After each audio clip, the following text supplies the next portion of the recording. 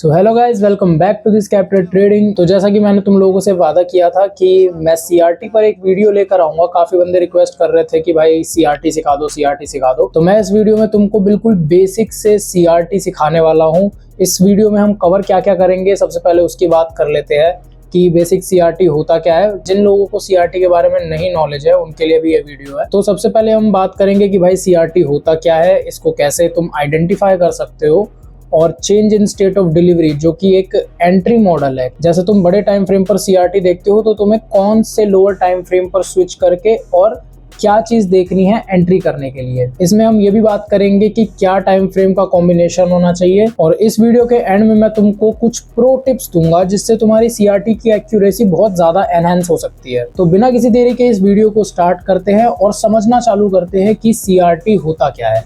CRT होता है candle range theory. एक आईसीटी का कॉन्सेप्ट है जिसके अंदर मिनिमम 3 कैंडल का कॉम्बिनेशन होता है। और हाँ, एंट्री मॉडल के लिए मैं आईसीटी वाला एंट्री मॉडल यूज नहीं करूंगा। जो एंट्री मॉडल 1, 2, 3 है वो मैं यूज नहीं करता। मैं एक एसएमसी का एंट्री मॉडल यूज करता हूँ जो कि है change in state of delivery. वो भी तुमको आगे चल के समझाऊंगा। तो सबसे पहले हम समझ लेते हैं कि एक्चुअल में सीआरटी होता क्या है, ये दिखता कैसा है। ठीक है, तो यहाँ पर तुम देख सकते हो सीआरटी जो होता है, तुमको पहले थ्योरेटिकल समझाता हूँ फिर तुमको चार्ट पर प्रैक्टिकल समझाऊंगा। सीआरटी जो होता है वो होता है मिनिमम 3 कैंडल्स का कॉम्बिनेशन। इसमें सबसे पहली जो कैंडल होती है उसका हाई मार्क किया जाता है और लो मार्क किया जाता है। और जो सेकंड कैंडल होती है वो किसी भी एक को टेक आउट करके अंदर की तरफ क्लोजिंग दे दे।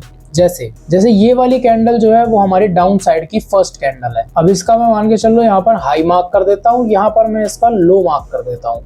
अब जो नेक्स्ट कैंडल है उसने क्या किया, यहाँ पे उसने सबसे पहले कैंडल यहाँ पर ओपन हुई, देन नीचे की तरफ गई, इस वाली कैंडल की लिक्विडिटी ली और देन ऊपर की तरफ क्लोज कर दिया। अब जब ये सेकंड कैंडल बनती है तो हमको ये कंफर्मेशन मिल जाती है कि हाँ भाई मेरा सीआरटी सेटअप अब बन चुका है। अब मैं थर्ड कैंडल पे जो है वो मैं ट्रेड लूंगा। फिर तुम थर्ड कैंडल पे ट्रेड लेते हो और जो तुम्हारा टारगेट होता है वो नेक्स्ट लिक्विडिटी यानी कि सीआरटी हाई का होता है अगर तुम्हारा अपसाइड का सीआरटी है तो। ऐसे ही एक बार हम डाउन साइड के सीआरटी को भी समझ लेते हैं। तो यहाँ पर तुम देख सकते हो ये एक डाउन साइड का सीआरटी है। इसकी मैं विक को थोड़ी सी और बड़ा कर देता हूँ ताकि तुमको अच्छे से दिखाई दे जाए। ठीक है, ये तुम्हारा डाउन साइड का सीआरटी है। अब मैं फर्स्ट कैंडल का क्या करूंगा, हाई मार्क कर लूंगा, मैं फर्स्ट कैंडल का लो मार्क कर लूंगा। अब तुम नेक्स्ट कैंडल में देख पाओगे कि फर्स्ट कैंडल का इसने सबसे पहले हाई लिया और देन अंदर की तरफ क्लोजिंग दे दी। तो यहाँ पर मेरा सीआरटी मॉडल बनता है और मैं थर्ड कैंडल पे अपनी एंट्री बनाऊंगा और टारगेट करूंगा मैं जो लेवल हमारा टेकआउट नहीं हुआ है, जैसे कि सीआरटी लो। अब तुम अगर इसको चाहोगे तो इसको as a CRT high mark कर सकते हो और इसको तुम सीआरटी लो मार्क कर सकते हो। अब इसके एक दो कॉम्बिनेशन हम समझ लेते हैं। अब मान के चलो ये वाली जो कैंडल है इसके इनसाइड में क्लोजिंग दे देती तो हम क्या करते, तो हम कुछ नहीं करते, हम नेक्स्ट कैंडल का वेट करते। नेक्स्ट जो कैंडल है वो इस बड़ी वाली कैंडल का जो हमारी मेन कैंडल है उसका लो लेके फिर अंदर की तरफ क्लोजिंग करे, हम इस चीज का वेट करते। अब व्हाट इफ सीआरटी कुछ ऐसा बनता कि इस वाली कैंडल ने स्वीप तो किया बट नेक्स्ट वाली कैंडल ने इस वाली कैंडल का लो फिर से ले लिया। तो इन्हीं केस सिनेरियोज से बचने के लिए जो है हम एंट्री मॉडल्स का यूज करते हैं जो कि है CISD, change in state of delivery. अब change in state of delivery तुमको समझाता हूँ। देखो ये एक एसएमसी का कॉन्सेप्ट है। इसमें देखो बेसिकली होता क्या है ना, मान के चलो मार्केट एक अप ट्रेंड में है तो अप ट्रेंड में मार्केट ज्यादातर अप साइड की कैंडल बनाएगी और थोड़ी सी डाउन साइड की कैंडल्स बनाएंगी। तो CISD तब होता है जब मार्केट एक ट्रेंड में हो और उस ट्रेंड की जो अपोजिट कैंडल होती है, जैसे ये एक डाउन ट्रेंड है, ठीक है, इस डाउन ट्रेंड की जो मोस्ट रीसेंट अपोजिट कैंडल है जो कि है ये ग्रीन वाली कैंडल, इससे जो आगे की कैंडल है उसके ओपन प्राइस पे हम CISD मार्क करते हैं। इसको थोड़ा सा और अच्छे से हम चार्ट पर समझते हैं। जैसा कि तुम यहाँ पर देख सकते हो मार्केट एक डाउन ट्रेंड में आ रही है ऐसे, तो मैं इस वाली लेग के अंदर मोस्ट रीसेंट अपोजिट साइड की कैंडल देखूंगा जो कि ये अप साइड की कैंडल है। अब जस्ट इसके आगे वाली कैंडल का जो ओपन प्राइस है यहाँ पर मैं CISD मार्क कर दूंगा और जब मार्केट इसके ऊपर क्लोजिंग करेगा तो यहाँ पर मेरा CISD कंफर्म हो जाएगा। याद रखना कि यहाँ पर मेरे को इसके ऊपर क्लोजिंग मिलनी ज्यादा इंपॉर्टेंट है। अब तुम देखोगे कि मार्केट ने क्लोजिंग नहीं दी, मार्केट और नीचे चला गया, यहाँ तक ये चला गया मार्केट। अब मैं इस पूरी लेग में देखूंगा कि मेरा मोस्ट रीसेंट अपोजिट कैंडल कौन सी है, तो वो निकल के आती है ये वाली कैंडल। तो मैं बेसिक से इसको CISD मार्क कर लूंगा। अब तुम इसको हर जगह यूज नहीं करना, ये बस मैं तुमको CRT ट्रेड करने के हिसाब से ही बता रहा हूँ। इसके और भी बहुत सारे यूजेस हैं। कई जगह तुम इसको मार्केट स्ट्रक्चर शिफ्ट को रिप्लेस करके देख सकते हो, कई जगह तुम ट्रेंड रिवर्सल के लिए इसको यूज कर सकते हो। लेकिन अभी हम CRT की बात कर रहे हैं, तो मैं तुमको उतनी ही इंफॉर्मेशन दे रहा हूँ जितना एक CRT ट्रेड करने के लिए तुमको चाहिए होगी। अगर तुम चाहोगे तो मैं इस पे एक पूरी डिटेल वीडियो बना सकता हूँ कि कैसे कैसे CISDs होते हैं और किन पे तुमको ट्रेड करनी चाहिए और किन पे नहीं करनी चाहिए। तो कमेंट कर देना, मैं उस पे वीडियो बना दूंगा। और इसका मैं तुमको एक और एग्जांपल बता देता हूँ कि तुम इस चीज को CISD मत मानना। तो मान के चलो ये एक डाउन ट्रेंड है और इस डाउन ट्रेंड में मेरे को CISD देखना है, और यहाँ पर मेरे को मान के चलो एक CISD दिख रहा है जो कि कुछ ऐसा दिखता है। ये एक डाउन साइड की कैंडल है और इसी के अंदर एक अप साइड की कैंडल है। तो क्या मैं इसके आगे वाली कैंडल के ओपन प्राइस को ऐसा CISD मार्क करूंगा? तो आंसर है कि नहीं, मैं इस चीज को कंसीडर नहीं करूंगा। क्योंकि अगर इसके पीछे मैं तुमको छोटा सा रीजन बताऊं तो भाई SMC में इनसाइड कैंडल्स की वैल्यू बहुत कम होती है, एज लॉन्ग एज वो काफी बड़े टाइम फ्रेम पे ना बनी हो, जैसे 1 डे के टाइम फ्रेम पे, 4H के टाइम फ्रेम पे ना बनी हो। तुम्हें CRT क्लियर हो गया, तुम्हें CISD क्लियर हो गया। तो अब हम लाइव चार्ट पर देखेंगे कि क्या क्या एग्जांपल CRT के हो सकते हैं और तुमको कहां कहां एंट्री मिल सकती थी। तो सबसे पहले हम 1 घंटे के टाइम फ्रेम पर चलते हैं पीछे की तरफ। तो मेरे को साफ साफ एक CRT दिख रहा है यहाँ पर। अब तुम देखोगे यहाँ पर क्या हुआ है, ये रही हमारी पहली कैंडल, ठीक है। इसका हम क्या करेंगे, सबसे पहले हाईएस्ट पॉइंट मार्क कर लिया मैंने इसका, और मैंने इसका लोएस्ट पॉइंट मार्क कर लिया।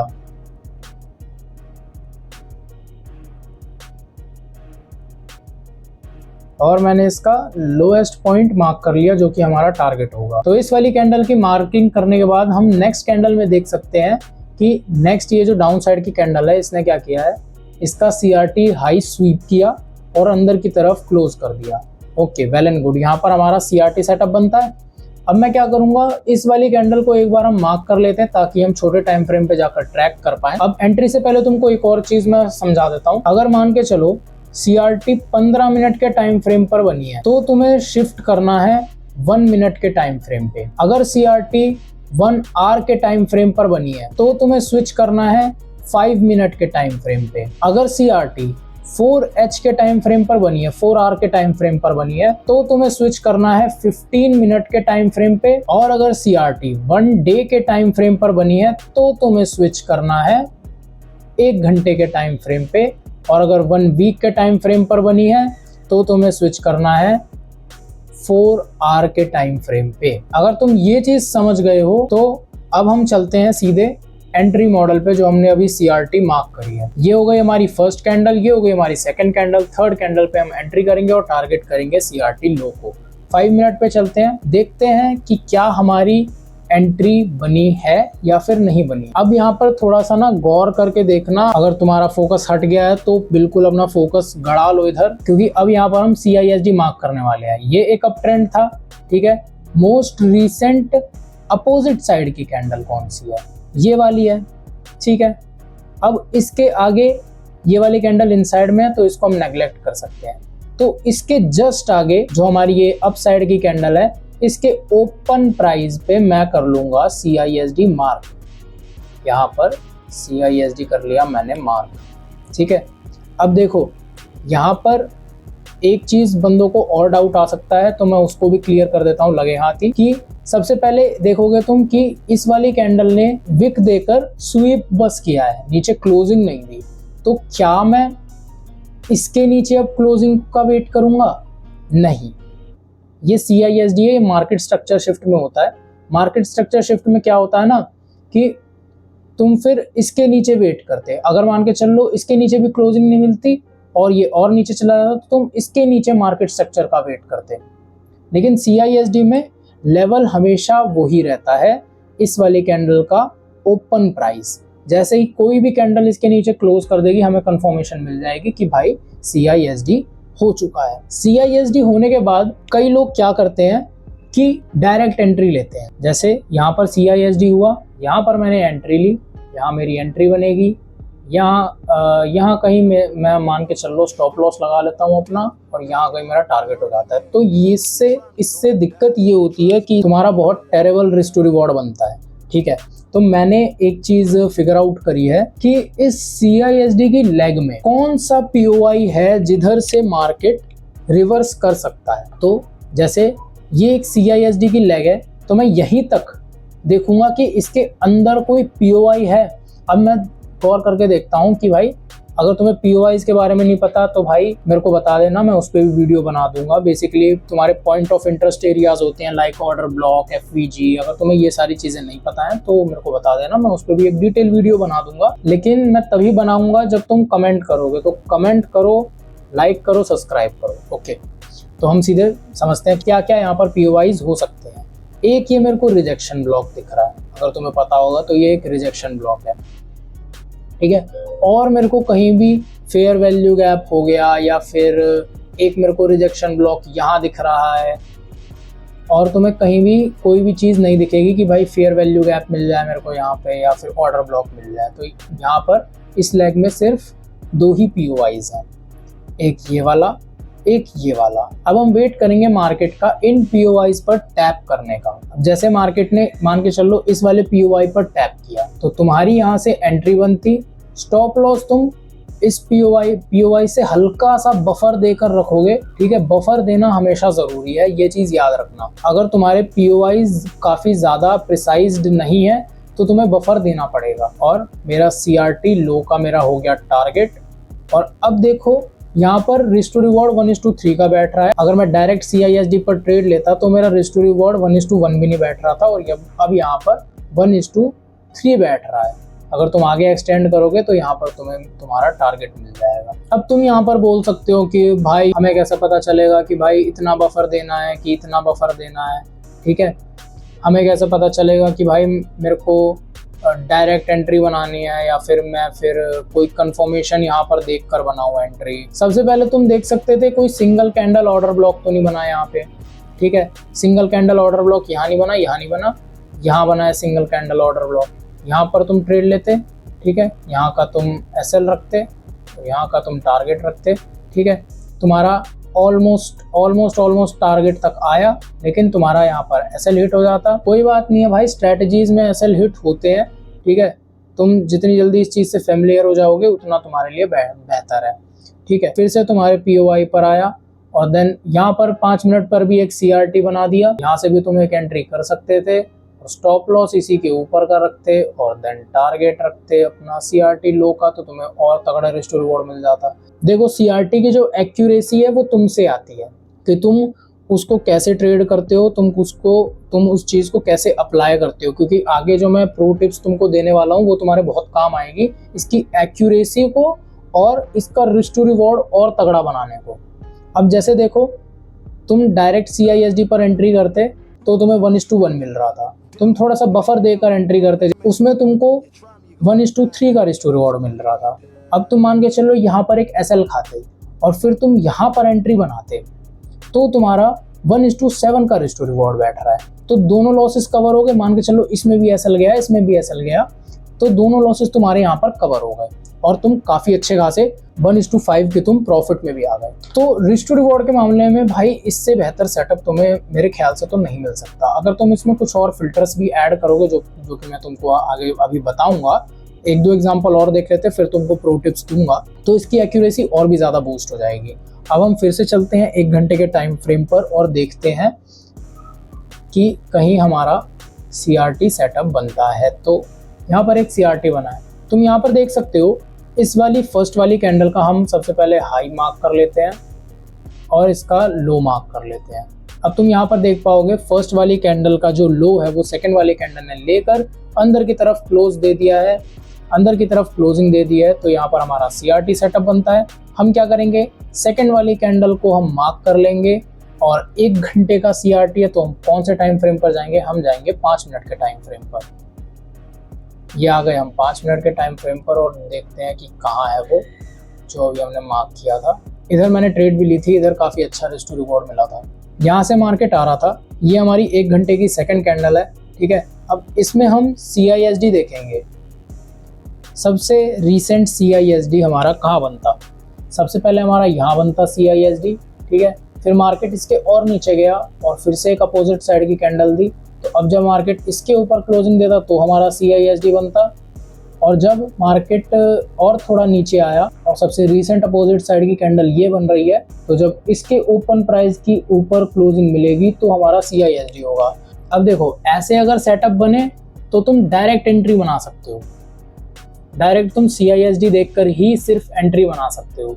इसके पीछे का तुमको भी रीजन भी पता चल जाएगा। तो देखो, अगर ऐसे सेटअप्स बने जिसमें SL बहुत छोटा बन रहा है तो तुम डायरेक्ट एंट्री मारो, उसमें क्या दिक्कत है। यहाँ पर तुम एंट्री बना दो अपनी, इसके नीचे का SL रख लो और यहाँ तक का तुम अपना टारगेट रख लो।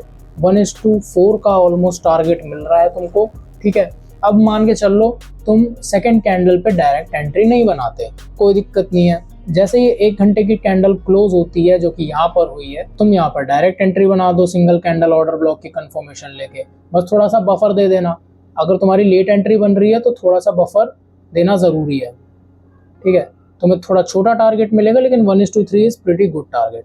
अब हम चलते हैं जो हमें की पॉइंट्स पर बात करनी थी कि तुम अपनी CRT की एक्यूरेसी को नेक्स्ट लेवल बिल्कुल कैसे ले जा सकते हो।